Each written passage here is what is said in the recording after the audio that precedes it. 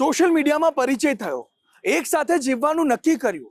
તે પાડોશી ગામના યુવક સાથે તે યુવતી ભાગીને અમદાવાદ પહોંચી, લગ્ન કર્યા અને થોડા સમય પછી તે યુવક અમાનુષી અત્યાચાર કરે છે તેવા આક્ષેપ કરીને તે યુવતીએ આત્મહત્યા કરી લીધી।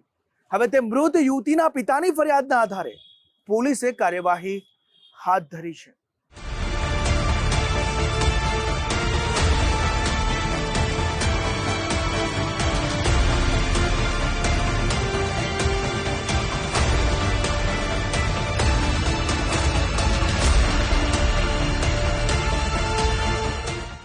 સોશિયલ મીડિયાથી શરૂ થયેલી એકબીજા પ્રત્યેનું આકર્ષણ લિવ ઇન રિલેશનશિપ કે જીવનસાથી સુધીની સફરમાં તો ઉપયોગી થાય છે, પરંતુ મોટાભાગના કેસમાં જીવનની આખરી મુશ્કેલીઓ સામે ઝીંક ઝીલવામાં આવા સંબંધો નિષ્ફળ નીવડે છે।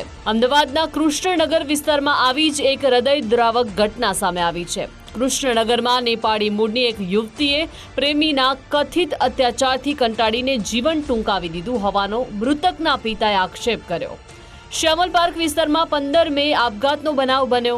મૃત યુવતી અને યુવક 2 મહિના પહેલા ફેસબુકના માધ્યમથી સંપર્કમાં આવ્યા હતા। ભારતના પાડોશી દેશ નેપાળમાં નજીકના ગામમાં રહેતો યુવક ચેતન બોહરા પ્રેમિકાને લઈ નેપાળથી અમદાવાદ પહોંચ્યો। અહીં એક ઘર ભાડે રાખીને યુવતી અને ચેતન સાથે રહેવા લાગ્યા।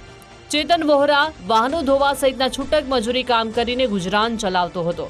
મૃતક યુવતી આપઘાતના થોડા કલાકો પહેલા પિતાને ફોન કરીને યુવક સગા સંબંધીઓના મળવા ન દઈએ કે ફોન પડાવી લઈને ત્રાસ આપતો હોવાની ફરિયાદ કરી।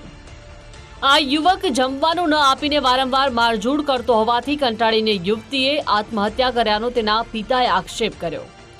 સોશિયલ મીડિયા મારફતે શરૂ થયેલી મિત્રતા અને પછી પ્રેમ સંબંધની સફર માત્ર 2 મહિનામાં જ દુઃખદ અંત લાવ્યો હતો। નેપાળથી દોડી આવેલા મૃત યુવતીના પિતાએ ફરિયાદ કરતા જ કૃષ્ણનગર પોલીસે ત્વરિત कार्यवाही કરીને યુવક ચેતન વોહરાને ઝડપી પાડ્યો। मैंने तो पढ़ने के लिए नेपाल पढ़ा रहा था शहर में, उसने भगा के इधर लगाया ले लिया। बाद में उसके जीजा ने बोला कि तुम्हारी लड़की ले के इधर आ गए हैं, मेरे पास है, आप चिंता मत करो बड़ा। हम इधर भेज दो, नेपाल में भेज दो महीने बोली रहा था। उसने मैं 1-2 महीने काम करके इधर बुलाऊंगा बोला था, उसने भेजूंगा बोला। हम उसी के लिए हम झुक रहे उधर। फिर उन्हीं तो इधर दारू फेंके, इधर ऐसे करके एकदम झगड़ कर रहा है। अगर उसने टॉर्च दे रहा है, गाली कर रहा है, बेइज्जत कर रहा है, खाने पीने नहीं दे रहा है। बोला था उसने 3-4 दिन बाद पहले, उसी के लिए वो फिर से वो गुजर गए। वो અમદાવાદની કૃષ્ણનગર પોલીસે આત્મહત્યા માટે દુષ્પ્રેરણાનો ગુનો નોંધી ચેતન વોહરાની આકરી પૂછપરછ હાથ ધરી છે। મૃત યુવતીના પોસ્ટમોર્ટમ રિપોર્ટ દરમિયાન મારઝૂડ અંગેનો ખુલાસો થઈ શકે છે। નેપાળથી દોડી આવેલા મૃતક યુવતીના પિતા જીવને બિસ્ટે આક્રંદ અને આક્રોશપૂર્વક દીકરીને યોગ્ય તપાસના અંતે ઝડપથી ન્યાય મળે તેવી માંગણી કરી। આ મૃત યુવક અને યુવતીએ લિવ ઇન રિલેશનશિપ અંગેના કોઈ જ કરાર કર્યા છે કે કેમ તે મુદ્દે વિગતવાર તપાસ કરવામાં આવશે। બંને નેપાળના જ રહેવાસી છે। બંનેના ગામ છે પાડોશમાં જ છે, 5 કિલોમીટર એકબીજાથી દૂર છે। અને છેલ્લી ગત તારીખ 24/3/2026 પછી નેપાળથી ભાગી અને કૃષ્ણનગર એરિયામાં જે આરોપી છે એમના બનેવી છે એમની ઓળખાણથી અહીંયા એક મકાન ભાડે રાખી અને તે લોકો રહેતા હતા। અને એડીની તપાસ દરમિયાન જાણવા મળેલ કે બેને ગળાફાંસો ખાઈ લીધો છે।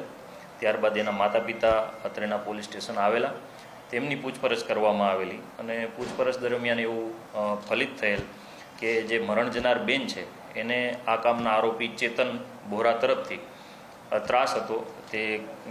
તેને મારઝૂડ કરતો હતો, તેના પિયરમાં કે તેના બીજા સગા સંબંધીઓ તેની સાથે ફોન ઉપર વાતચીત કરવા નહોતો દેતો, ખાવાની બાબતમાં તકલીફ આપતો હતો।